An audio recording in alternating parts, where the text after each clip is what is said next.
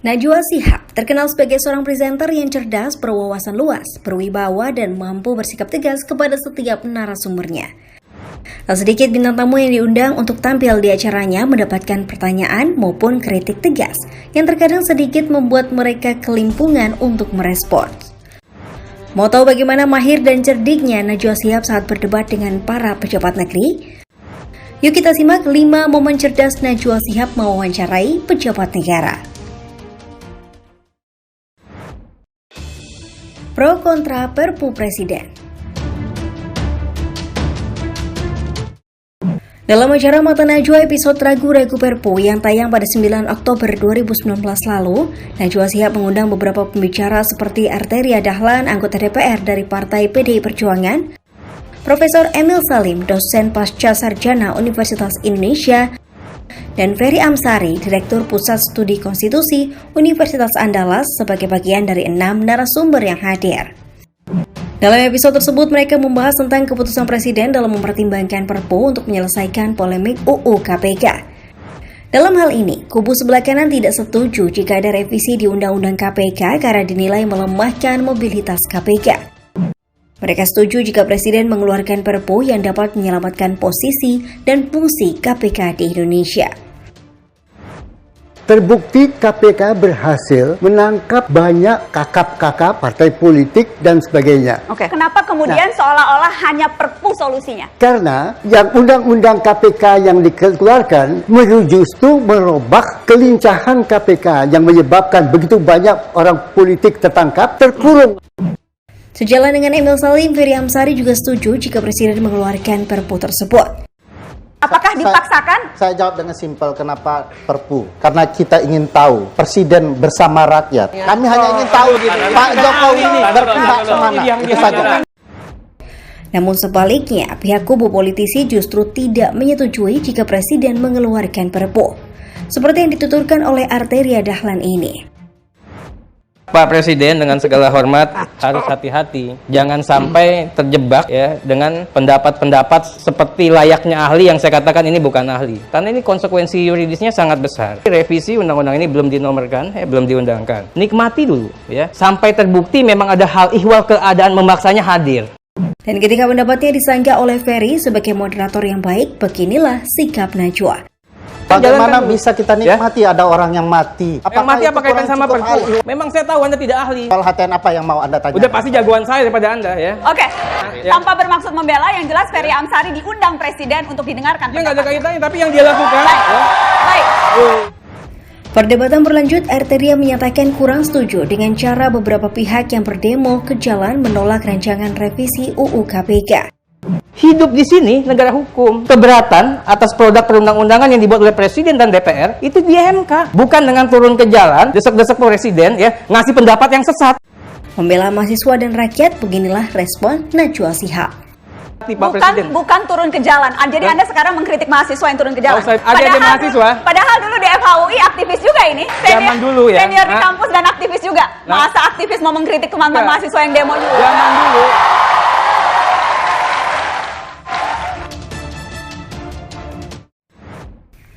Pembahasan banjir DKI Jakarta. Di acara Mata Najwa episode Ketar-Ketir Banjir yang tayang pada 27 Februari 2020 lalu, Najwa Shihab mengundang Sekretaris Daerah DKI Jakarta Saifullah sebagai salah satu narasumber dalam pembahasan tentang penanggulangan banjir di DKI Jakarta. Awalnya Najwa menyatakan bahwa upaya Pemprov untuk mengantisipasi terjadinya banjir sepertinya tidak maksimal. Karena ujung-ujungnya walaupun diklaim sudah ada antisipasi, banjir tetap terjadi di Jakarta. Pertanyaan saya, antisipasinya apa sampai terjadi banjir? Pengerukan sudah kita lakukan, pembersihan saluran-saluran got-got yang ada. Tapi terjadi juga banjir kedua, berarti tidak maksimal. Ya, kalau soal datangnya banjir, BMKG memperkirakan, tapi besarnya segala macam itu dihitung juga. Melanjutkan penjelasannya, beginilah percakapan mereka. Begitu hadir, itu bukan urusan kita lagi. Yang bukan urusan Pemprov itu yang mana ya? Kalau sudah masuk kepada hujan sudah turun, ya sudah turun. Bukan urusan Pemprov lagi, kalau hujan sudah turun. Dan Najwa Shihab terus meminta kejelasan lebih lanjut. Yang tadi Bapak bilang bukan urusan Pemprov yang mana? Yang bukan urusan Pemprov adalah kenapa hujan itu turun di Pulau Jawa, kenapa hujan itu turun di Bandung, hujan itu turun di Jakarta, itu bukan urusan kita gitu. Oke, jadi ini menyalahkan hujan yang turun. Dan inilah penjelasan Saifullah. Saya rasa cuma orang yang IQ-nya di bawah 100 yang menyalahkan hujan, nggak ada yang menyalahkan hujan. Ini Tapi bukan faktanya, urusan Pemprov. kalau hujan turun di Surabaya, masa urusan Pemprov DKI? Oke, Dan akhirnya mereka kembali ke jalan yang benar. urusan Pemprov itu yang sudah dilakukan apa, Pak? Urusan Pemprov adalah menyiapkan seluruh infrastruktur, mulai dari saluran kecil PHB sampai saluran besar dan waduk-waduk yang ada di DKI Jakarta. Pembahasan UU dan PP terorisme. Dalam acara Mata Najwa episode Menangkis ISIS yang tayang pada 12 Februari 2020 kemarin, Najwa mengundang anggota Komisi 1 DPR Fadli Zon, Guru Besar Hukum Internasional Universitas Indonesia Profesor Hikmahanto Juwana, dan juru bicara Kepresidenan Fajrul Rahman sebagai bagian dari 6 narasumber yang hadir. Setelah membahas panjang lebar mengenai polemik WNI ex-ISIS, di penghujung acara Najwa Shihab menyinggung soal undang-undang terorisme dan peraturan pemerintah yang belum disahkan kepada Fajrul Rahman. Sampai sekarang peraturan pemerintahnya baru 1, belum ada detailnya. Mana kerja pemerintah? Pengetahuan saya semuanya masih dalam proses. Sampai kapan prosesnya? Undang-undang keluar 2018, ini sudah 2 tahun, mana PP-nya? Nanti kita recheck lagi. Berganti objek, Najwa mempertanyakan hal yang tak jauh berbeda kepada Fadli Zon. Saya mau kejar ke DPR. Ini kan baru berapa bulan ya? Pasti yang lalu kan ada. Ini Pasti. sejak 2018. Ya, saya di DPR itu gini cara kerjanya adalah di komisi yang terkait itu, itulah yang membentuk. Jadi nggak bisa karena DPR semuanya DPR. Oke, jadi bukan tanggung jawab Fadli Zon. Bukan. Cuci tangan. Ketika ada korban terorisme yang menuntut kompensasi tapi tidak bisa karena belum adanya PP yang mengatur, beginilah saran Najwa Shihab terhadap narasumbernya dan semua pihak yang terkait. Sekarang sudah 2020, tinggal 1 tahun waktu mereka untuk dapat kompensasi. Mari bicara keadilan untuk semua, mari bicara perlindungan untuk semua, kerja dong, PP-nya diperbaiki, PP-nya dibentuk. Pembahasan kamar sel Setia Novanto. Pada akhir Juli 2018 silam, Najwa Shihab melakukan sidak dengan mengunjungi kamar sel mantan Ketua DPR Setia Novanto di Lapas Sukamiskin, Bandung, Jawa Barat. Setnov kini adalah terpidana kasus korupsi pengadaan KTP elektronik yang merugikan negara hingga 2,3 triliun rupiah dan telah divonis hukuman 15 tahun penjara. Namun saat sidak, Najwa menilai terdapat kejanggalan-kejanggalan dalam sel Setnov dan akhirnya berspekulasi bahwa sel tersebut bisa jadi bukanlah sel asli yang selama ini dihuni oleh Setnov. Untuk mencari tahu kebenarannya, Najwa mengundang Menteri Hukum dan HAM Yasona Lawli ke acaranya. Dan inilah respon Yasona saat dimintai keterangan oleh Najwa Shihab. Anda yakin Pak itu sel Setia Novanto? Saya no comment. Kalau Bapak no comment, saya saja yang komen Pak. Boleh. Ada beberapa hal yang membuat kami curiga itu sesungguhnya bukanlah sel Setia Novanto. Najwa yang langsung, saya nggak lihat. Najwa pun mulai membeberkan alasan yang mendasari kecurigaannya. Dan beginilah tanggapan Yasona.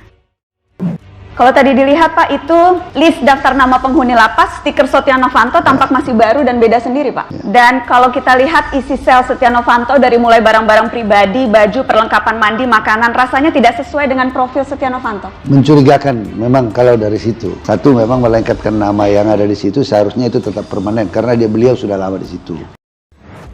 Dirasa belum cukup, Najwa mencoba membeberkan kejanggalan lain dalam sel tersebut.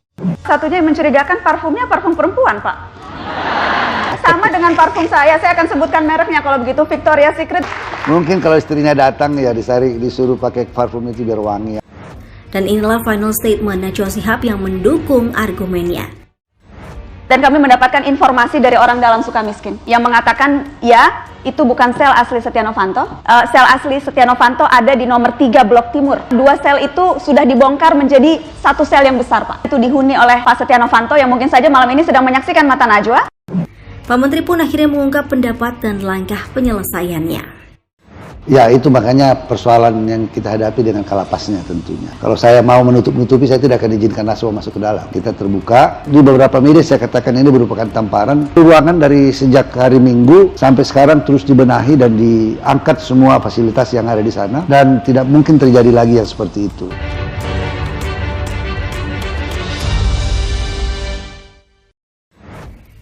Wawancara Farhad Abbas. 23 Agustus 2013 silam, Najwa mengundang tokoh kontroversial Farhad Abbas sebagai bintang tamu di acaranya. Farhad dikenal publik sebagai seorang pengacara yang juga pernah menjadi calon anggota legislatif dari Partai Kebangkitan Bangsa atau PKB, sempat juga memiliki pengalaman sebagai kader Partai Demokrat dan pernah menjadi pengurus dalam Partai PDI Perjuangan. Tanya itu di tahun yang sama, Farhad juga pernah mencalonkan diri sebagai calon Bupati Kolaka, Sulawesi Tenggara, dan pernah berkeinginan untuk mengikuti pemilihan calon presiden. Pembicaraan awal adalah mengenai keinginan Farhad untuk terjun ke dunia politik yang juga berhubungan dengan image yang melekat pada Farhad sebagai tokoh kontroversial atau dianggap mencari sensasi. Tadi saya kritik kalau hanya dikatakan saya sensasi, prestasi sebagai seorang pengacara yang menyelamatkan 4 terpidana mati, 3 Australia dan 1 Indonesia, menurut saya itu sudah puncak karir. Oke, jadi Anda merasa itu prestasi seorang pengacara ketika berhasil membebaskan gembong narkoba? Ketika Najwa menanyakan prestasi lain dari Farhad, beginilah jawabannya. Saya masih bingung, jadi prestasinya apa nih? Apa yang sudah dilakukan nih? Ya kalau sekarang saya kan memiliki beberapa LSM, saya sebagai ketuanya. Kemudian ya terutama di bidang anti maksiat dan korupsi. Nah jadi mungkin prestasi dalam pembebasan koruptor saya tidak punya. Karena tergelitik oleh statement Farhad, Najwa pun bertanya dengan lebih jelas. Nah, menurut Anda membebaskan koruptor pun itu suatu prestasi ya? Kalau bagi pengacara merupakan satu tanggung jawab daripada profesi. Berarti itu ya, yang Anda sudah lakukan di negeri ini menjadi pengacara gembong-gembong narkoba. Oke. Kemudian ketika disinggung tentang keinginannya menjadi seorang bupati dan juga keinginannya untuk terjun ke dunia politik, beginilah respon Farhad. Jadi Anda maunya jadi bupati, Anda sekarang juga masih terdaftar jadi caleg Partai Demokrat ya? Iya. Jadi jadi bupati juga mau, caleg juga mau, sekarang ngomong-ngomong jadi capres, pokoknya yang penting punya kekuasaan. Ini kan menyangkut amanah rakyat, ini kan proses gitu, kita tidak bisa memilih, artinya ini merupakan jenjang tingkatan.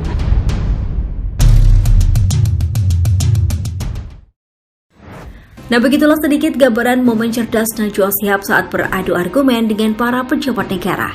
Sungguh sosok yang berani dan inspiratif ya. Terima kasih telah menonton dan sampai jumpa lagi.